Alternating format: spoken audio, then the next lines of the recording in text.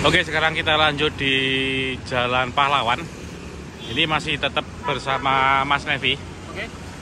Ya, Mas, yang peninggalan kereta api di Jalan Pahlawan ini apa saja ya? Sebenarnya sih ada banyak ya Mas, yang mulai dari tram, lalu juga ada spur besarnya. Spur besar tuh yang sampai sekarang masih eksis tuh salah satunya viaduk. Viaduk okay. Ini atau kalau bahasa Inggrisnya viadak ya Mas ya. Yeah. Terus juga ini yang di belakang kita ini Indomaret. Indomaret. Sebenarnya kalau kita mau sambung-sambungin ke sejarah kereta api secara umum, ini juga dulu di atas di lantai 2 ini bukan gedungnya ini ya, ini kan sebelum direnovasi ya. Ini dulu gedung ini Mas pernah disewa Orson Koppel, perusahaan pabrikan lokomotif ya, dan jembatan dan segala macam untuk industrial railway. Di sini Orson Koppel pernah bermarkas di lantai 2. Dulu sebelumnya di Jalan Gemblongan kan, di kantor PLN ya. PLN. Terus kalau yang ini viaduk. Kalau viaduk ini itu diresmikannya tanggal 28 Oktober Mas tahun 1926. Tapi sebelum ada viaduk itu, jadi SS itu bangun jalur dari stasiun Semut, stasiun Surabaya kota itu ke Kalimas itu sudah ada sejak 1886 seingat gue Mas ya. Kalau salah mungkin nanti dikoreksi lagi. Pokoknya sejak 1880-an akhir lah itu sudah diresmikan, dibuka. Jadi kenapa sebabnya? Jadi sebabnya waktu itu terminusnya Surabaya itu kan di stasiun Semut Mas, sedangkan itu masih jauh banget dari pelabuhan di ujung sana, di Tanjung Perak lah. Tanjung Perak. Nah, jadi pada saat itu tuh sistemnya adalah barangnya diturun di stasiun Semut, ya kan Mas, kemudian dioper lagi pakai perahu kecil di Kalimas ini. Kalimas, jadi dirasa bahwa itu kan tidak efisien Mas, makan waktu segala macam. Akhirnya dari 1878 dibuka kan tentang waktunya sampai 1884 itu ada berapa tahun? Ada 6 tahun 6 kan? tahun. Jadi itu dirasa memang selama 6 tahun itu menyulitkan. Jadi dibangunlah jalur ke Kalimas. Tapi dulu jalurnya belum viaduk begini, jalurnya masih di atas tanah atau napak tanah begini. Seiring berjalannya waktu Mas, di sisi sana, aslinya jadi apa namanya, di Duku Pahlawan itulah. Itu dulu pernah ada halte Mas, namanya halte alun-alun. Itu aku juga masih belum ketemu referensinya kapan itu mulai ada, atau apakah itu memang haltenya sudah eksisnya bareng sama pembukaan jalur. Tapi yang jelas di peta tahun 1900-an atau 1905 lah seingatku, itu memang pernah ada halte alun-alun di situ.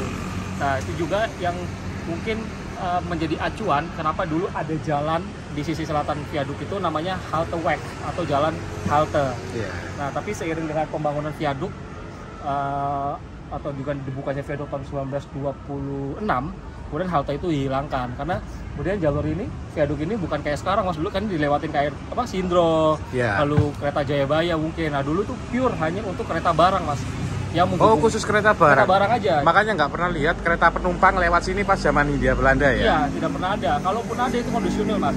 Jadi memang ada catatannya Mas, di tahun 1937 atau 38 sekitar itu memang dulu ada Sultan Solo itu apa Mas gelarnya? Pakubuwono ya? Pakubuwono. Aku lupa Pakubuwono keberapa ini yang ketujuh atau yang paling kaya lah waktu itu kunjungan ke Madura Mas.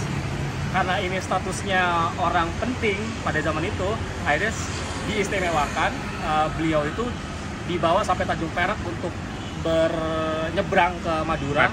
Itu dibawanya pakai kereta langsung sampai ke Kalimas Tanjung Perak sana. Jadi mendapat perlakuan istimewa. Lalu juga ada kereta militer yang bawa pasukan Kenil itu untuk latihan perang di Gresik, itu pernah diangkut dari sini Mas. Jadi catatan tentang kereta penumpang yang lewat atas viaduk itu bisa dihitung pakai jari Mas. Jadi itu conditioning aja. Special case ya? Ya, special case aja. Nah terus kalau yang barang ini itu kenapa barang aja? Karena pada saat itu Mas ya, karena yang dilewati, karena jalur ini yang mengarah Kalimas dari Subang lalu Semut itu kan kalau berhenti kan bisa sampai 15 menit Mas, orang-orang di sini ya. Jadi misalkan ini ditutup, ada perusahaan keretanya lewat ini. Nah yang ngantri di sini tuh banyak sekali mobil-mobil itu, karena orang-orang Surabaya sudah mulai bisa beli mobil ya kan segala macam. Nggak tram juga bisa akhirnya mau nggak mau berhenti di sini. Nah akhirnya dibangunlah viaduk itu ke atas. Jadi karena di demo Mas sama masyarakat Surabaya, berhenti tuh rangkainya bisa panjang banget, jadi 10-15 menit. Akhirnya dibangunlah viaduk ini. Dan viaduk ini kan didesain oleh Osman Citroen ya. Nah itu juga nggak heran makanya arsitekturnya begini lah, sesuai Citroen banget lah kalau kita lihat. Ini awalnya itu dirancang double track Mas. Tapi karena ya seiring di dalam berjalannya waktu antara planning awal dengan eksekusinya itu berbeda karena ada alasan-alasan tertentu yang tentunya panjang juga kalau tak jelasin, akhirnya dibikinnya single track. Makanya ini secara spesifik jalurnya itu dari Sidotopo sampai ke Kalimas. Jadi Sidotopo kita tahu bahwa emplacement-nya itu besar sekali untuk barang. Nah itu kemudian itu kan tempatnya di Surabaya tuh ada 3 mas yang jadi drop-dropannya barang. Iya. Dulu yang dominan gula kan, Iya. ya kan jenengan pasti tahu lah karena kita belajar bareng tentang gula. Apa namanya? Jadi dari paling barat tuh dari daerah Madiun sana, lalu Kertosono itu Iya. dibawa semua ke Tanjung Perak, tapi di drop dulu masih dibagi disortir di 3 tempat, yaitu di Gubeng, di Surabaya Semut, sama Sidotopo. dan Sidotopo. Nah itu semua di drop disortir-sortir. Akhirnya yang dari Sidotopo ini segala macam itu dibawa ke Kalimas lewat viaduk ini. Jadi gitu mas dulu mas alurnya. Nah belum ada itu tanjakan ke arah viaduk yang di sisi selatan itu dulu belum ada. Oh, itu kan baru ya? Baru sekitar 2014 14. dan 13 lah itu pembangunannya kan. Ya itu makanya ada viaduk Ngaglik. Nah viaduk Ngaglik itu sebenarnya mas kalau mau secara detail itu ada. Jadi viaduk Ngaglik itu sebenarnya itu aslinya di Bareng satu kesatuan proyeknya dengan viaduk ini yang ada di tengah kota ini lah, Iya. ya kan. Tapi viaduk itu memang sudah jadi tahun 1924 mas. Itu menelan anggarannya itu 90.000 gulden. Tapi karena proyeknya mandek, karena pada waktu itu ada proyek antara stasiun Gubeng ke stasiun Semut atau stasiun Surabaya Hook yang baru yang tingkat 2 itu yang kemudian nanti akan nyambung juga stasiun Pasar Turi, itu kemudian dibatalkan proyek itu mas. Karena anggarannya gede banget. Karena krisis Malaysia juga krisis ya? Malaysia juga, karena terus tahun 1920-an awal tuh kan kemudian kan setelah perang itu kan anggarannya jatuh kan mas juga kan.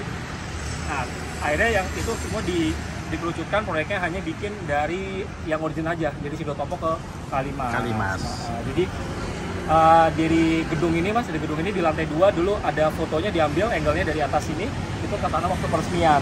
Jadi orang-orang atau pejabat-pejabatnya SS, lalu juga pejabat militer, pejabat sipil, dulu itu naik kereta barang, gerbong terbuka gitu dari Sidotopo, mereka berkumpul.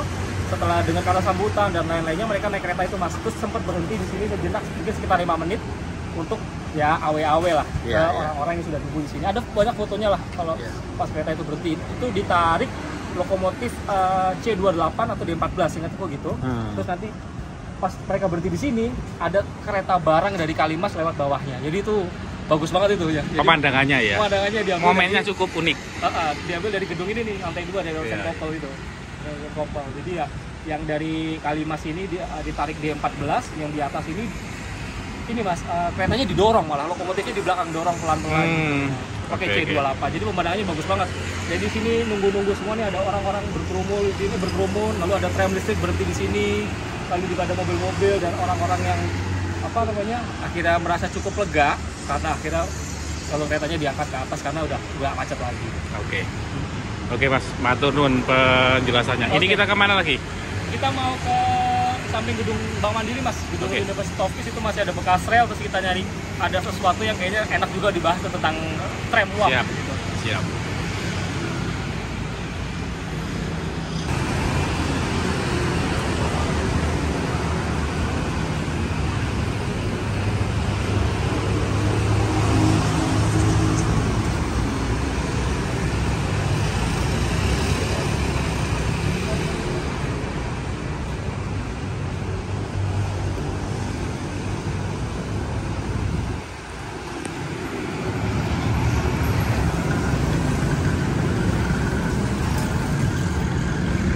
Ini ya mas? Ya, ini bukan rel uap mas. Kalau rel ini mas ya, maksudnya di seksi ini tuh sudah ada sejak tahun 1889, 1890 lah. Ini termasuk dalam seksi 3 sampai 4 lah, pokoknya dari Bibis sampai dengan ke mana ini namanya? Brudo. Atau di Noyo. Masuk seksi 3 dan 4 itu di resminya 1889 sampai 1890 lah, seperti itu. Nah jadi ini awalnya mas ya, ini kan nggak lurus ke sana ya. Kalau dulu kan Kebonrojo di sana, ini awalnya itu ke kiri rem uapnya yang era 1890 itu. Tapi sejak 1916 kemudian relnya juga lurus ke sana, tembus ke depan kantor pos Kebonrojo. Nah haltenya Kebonrojo itu yang mana sekarang sudah nggak ada mas, jadi jalan. Jadi kan ini kan ada 2 jalan mas ya, ada yang kiri dan kanan kan. Jalan lama itu yang sebelah kanan, sedangkan yang jalan kiri ini dulu kan emplasmen Kebonrojo. Halte Kebonrojo kan begitu. Nah itu juga salah satu jadi satu tempat pertemuan antara tram uap dengan sama tram listrik. Nah, hebatnya tahun 1920 Mas, sebelum tram listrik itu bisa ke mana? Ke Tanjung Perak. Iya. Itu dibuka sama OJS itu tahun 1920 dari Kebonrojo ke Tanjung Perak lewat Indrapura. Oh, tapi jalur tram uap ya? Jalur tram uap itu lewat Indrapura, jadi lewat sisi barat, bukan lewat JMP. Karena kemudian kan di JMP baru ada tahun 1923 kan Mas. Yeah. Nah ini tahun 1920 itu ada dari Regenstraat sampai dengan Tanjung Perak. Tapi secara resmi rutenya itu kalau di lane-nya itu tulisannya Stadspoor, ya pokoknya Stadspoor Station gitu loh Mas. Yang dimaksud Stadspoor Station itu maksudnya stasiun Surabaya Kota. Itu sampai dengan ke Tanjung Perak. Karena sejak zaman dulu itu Mas memang tidak pernah ada layanan kereta penumpang itu dari pelabuhan Tanjung Perak ke stasiun Semur dan stasiun manapun lah, termasuk Pasar Turi itu nggak ada. Jadi yang memainkan peran penting jadi penghubung antar stasiun-stasiun di Surabaya itu ya tram uap itu. Punyanya OJS itu ya? Punya OJS, tapi kan nggak banyak Mas, nggak lama maksudnya ya. Nggak lama rutenya dari Kebonrojo ke Tanjung Perak itu lewat Indrapura tahun 1932, seingatku di Verslak laporan perusahaan itu ditutup Mas, karena mungkin tumpang tindih sama tram listrik sehingga makanya nggak efektif lagi dijalankan. Jadi 1932 sudah berhenti total. Jadi saat itu ada 3 kali perjalanan PP pulang Bali. Lumayan lama juga ya Mas, sekitar 12 tahunan ya? Lumayan lama Mas, karena kan pekerja di pelabuhan banyak kan Mas ya, terutama kuli-kuli kuli-kuli pelabuhan kan, kuli-kuli angkut segala macam itu banyak. Jadi gini Mas, jadi pada saat itu pemerintah kota itu memang melihat bahwa daerah pelabuhan itu kumuh. Terus juga orang-orang kuli-kuli ini kan juga banyak yang berasal dari luar Surabaya Mas. Kalau mereka itu nginep di sana itu rentan sama penyakit seperti mungkin kolera atau penyakit nggak higienis kan Mas. Iya. Jadi sebisa mungkin bahwa ke Tanjung Perak ini harus ada transportasi yang bisa menghubungkan ujung utara Surabaya ini sama daerah di luar Surabaya, mungkin seperti di daerah Sepanjang, lalu juga sampai Krian kan pada saat itu. Jadi ini lebih efektif pada saat itu. Terus juga karena rel tram uap ini yang melewati ini lewat daerah Ampel, Haji Mas Mansur ya. Iya. Nah, kan? Nah itu juga di catatan OJS itu Mas, mereka juga nyadarin Mas bahwa penumpang-penumpang itu juga ini dipakai untuk orang-orang yang mau transit haji. Iya. Ada ini kan yang kita pernah Kalimas Timur itu ada tempatnya kayak asrama haji. Asrama haji gitu. ya. Jadi itu dipakai juga Mas, karena di Verslak OJS begini. Karena waktu Perang Dunia Pertama itu yang terjadi 1914 sampai 1618 itu kan pelayaran turun semuanya Mas ya, termasuk perdagangan dan juga kapal penumpang itu nggak jalan kan, mestinya jalan. Nah, OJS itu melaporkan bahwa dengan menurunnya atau hilangnya layanan kapal uap itu juga mengurangi frekuensi jamaah haji yang dari Indonesia. Nah, kenapa begitu parah? Karena orang-orang yang berangkat haji ini selalu diantar sama keluarganya, rombongan rame-rame Mas. Jadi kan gimana Mas ya?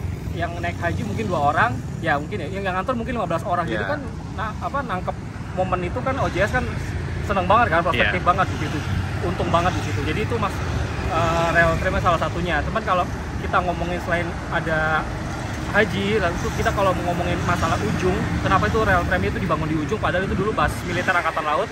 Karena di Verslak OJS di laporan tahunan tahun 1889 di tahun pertama mereka terbitin laporan perusahaan itu dibilang bahwa memang daerah itu personil militer itu ada 3.000 orang Mas. Jadi mereka nggak tinggal dalam asrama di situ juga, tapi di luar itu pun ada. Jadi hilir mudiknya tuh memang mereka naik tram uap gitu. Terus ada lagi nanti mungkin kita bisa ke sana Mas. Nanti ada sesuatu yang menarik itu rel ini dibangun era zaman Jepang, sedikit tapi bersejarah. Iya, siap Mas. Di ke arah timur ya kita ya? Kita ke arah timur, oke. Ke jembatan Bibis.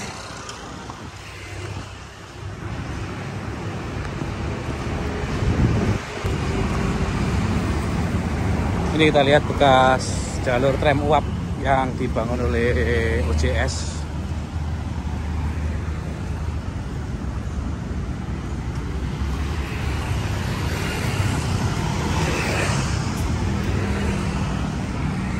Jembatan yang ada di KITLV sebelah Lindetev Starkfish itu dibangun OJS ya Mas ya?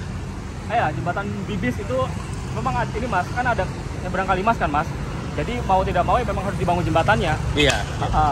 Itu dulu jembatan jalan raya belum selebar ini mas dulu. Jadi jembatannya jalan raya itu kecil segini aja, lalu ada jembatan terpisah tramnya. Nggak jadi satu sama jembatan jalan raya. Nah, yang kita mau datangin ini itu bekas fondasinya jalur yang menghubungkan antara halte Kebonrojo ke stasiun Semut. Jadi nggak lewat apa namanya mas? Nggak lewat halte Bibis punya tram. Iya. Ya, tapi langsung menuju ke emplasement. Menuju ke emplasement. Itu dibangun Jepang. Nggak ngerti tujuan apa, tujuannya gimana, tapi mungkin karena rel tram ini jembatannya kan konstruksinya ringan ya mas, bobotnya nggak bisa banyak.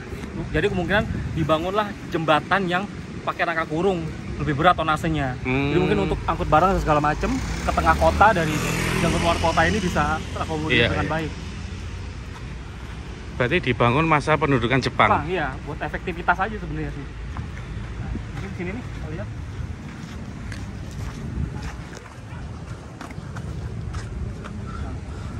Oh, yang katanya itu ke sana dan ke sini itu nyerong modelnya.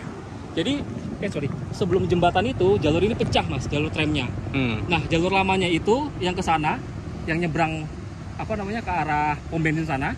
Sedangkan yang dibangun Jepang itu dari yang bekas fondasi situ. Itu agak nyerong ke sana, langsung ke emplasement tebus sana. Emplasement stasiun Surabaya Kota. Yang ini ya mas ya? Iya, yang itu, yang agak mehincong gitu. Abutmennya? Ya. Yang ini ya? Itu apa namanya? Abutmen lah kalau Indonesia bilangnya abutmen. Jadi gitu mas.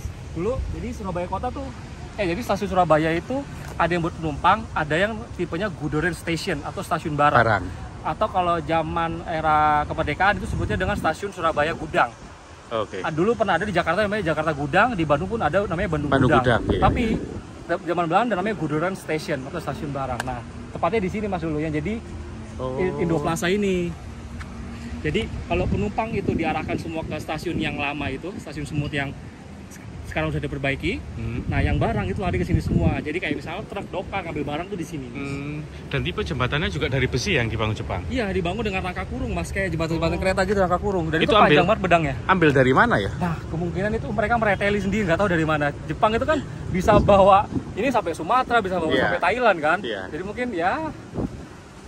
Ini dulu yang dianggap banyak yang anggap ini ada bunker ini ya. Iya mas. Karena gini mas, apa acuannya? Acuanku itu ya di Batu Jenengan itu dari NVBS aku dapat laporan kondisi perkeretaapian tahun 1947 mas. Itu sebutkan bahwa memang ada jalur penghubung dari Regenstraat dari Kebonrojo ke stasiun Surabaya Kota atau pada saat itu disebutnya dengan stasiun Surabaya SS ya kan. Itu sebutin mas. Itu juga didukung dengan ada foto. Jadi antara visual dengan literaturnya mungkin ya mas yang jadi acuan kenapa ini bunker karena memang ada laporannya pertempuran di sini, tapi mereka tidak tahu bahwa zaman dulunya itu juga pernah ada 2 jembatan yang pernah menjadi penghubung membentang di atas Kalimas itu. Jadi nyata yang bilang tadi mas ya, maksudnya jembatan tram uap itu kan mungkin lebih ringkih ya mas ya, nggak bisa dilewati barang. Nah, sedangkan jembatan yang ini itu bisa tonasenya lebih berat karena dia pakai rangka kurung dan segala macam. Kalau jembatan tram tuh kayak ini jembatan peneleh tuh ya? Jembatan peneleh kan itu apa namanya kaki-kakinya kan ringkih gitu, kayak gitu jadinya, jadi lebih ringan lah konstruksinya. Berarti bisa juga ya Jepang membangun jembatan kurung ya? Bisa juga mas, tapi yang meretel dari mana itu yang kita tidak tahu. Padahal kalau di Pekanbaru kan cuma dari kayu jembatannya. Dari kayu ya, itu kan ada ini mas alasan-alasan di luar teknis kan, mungkin karena mereka itu jadi buru-buru terus pengen cepet dan segala macam, akhirnya bangunnya asal-asalan. Oke. Jadi ini yang ada berpendapat bahwa daerah sini itu pernah terdapat bunker itu kurang tepat ya mas ya? Iya kurang tepat. Karena kalau pakai foto ya udah otomatis itu jembatan mas. Nanti coba kita tampilin fotonya di sini mas ya. Kita tampilin di video biar yakin lah kita sama-sama sepakat bahwa ini konstruksinya bekas fondasi abutmen atau pangkal jembatan lah masing-masing ujung. Dan ini untungnya masih ada. Sementara yang bekas tramnya udah nggak ada tuh. Oh iya sama sekali nggak ada. Udah nggak ada kena pelebaran jalan ya pasti.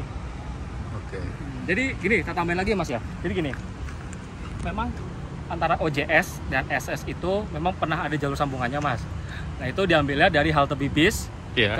masuk ke jalur 1 stasiun Surabaya Stasiun, Kota yang iya. penumpang, bukan ke Gubernur Station ini ya, bukan ya. Jadi itu udah sejak tahun 1888 itu mereka sudah ada perjanjian.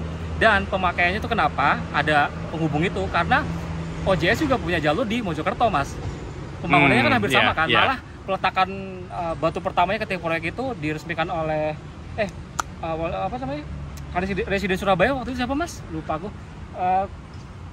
aku pokoknya siapa namanya. Pokoknya yang peletakan batu pertama proyek OJS itu malah di Mojokerto beberapa bulan lebih awal. Jadi bukan di Surabaya dulu, malah lucunya malah mereka bangunnya di Mojokerto dulu beberapa bulan sebelum di Surabaya. Nah, dipakainya balik lagi buat apa? Pakainya buat ngirim lokomotif, buat apa namanya, bawa-bawa konstruksi segala macam, jembatan segala macam. Nah, itu lewatnya sini, Mas. Oh, berarti semua apa namanya infrastrukturnya OJS itu diturunkan di Surabaya. Ya. Kemudian Surabaya nyambung ke Surabaya Kota. Ya. Surabaya Kota dibawa kereta SS ke Mojokerto. Tapi gini juga, Mas. Ada apa namanya? Ada apa namanya? Realita juga yang lain bahwa memang lokomotif OJS ini kan bisa jalan sendiri, Mas. Nah, itu bisa dijalankan sendiri mereka, tapi berdasarkan aturan yang ditetapkan oleh SS, ngikutin aturannya SS begitu. Misalkan ada sinyal apa segala macam, tetap harus ngikutin SS yang punya, karena kan jalurnya SS kan. Jalurnya SS. Nah, itu sebelum ada sepanjang.